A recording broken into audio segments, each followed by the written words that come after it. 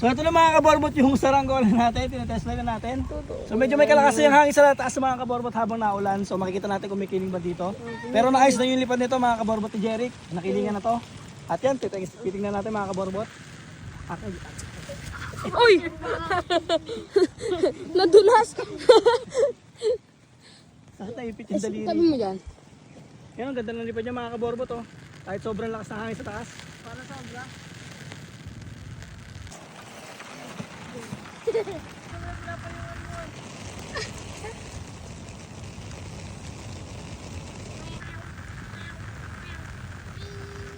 Sabit.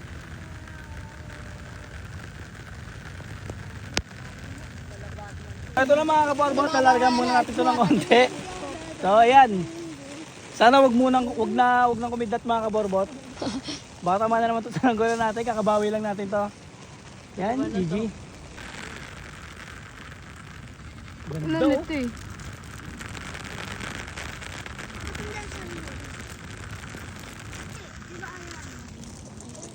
Yan, so pwede sila mga kaborbot paliparin kahit nawalan basta may hangin. Kita nyo naman mga kaborbot. Yan. So gusto siya mga kaborbot. At ibababa na natin, baka tamaan pa na ulit ang kidlat. Ayan na. Sobrang lakas ng hangin. Ay hangin. Ng ulan. Kaya lang, so wala mga kaborbot. Tara, bababa na tayo.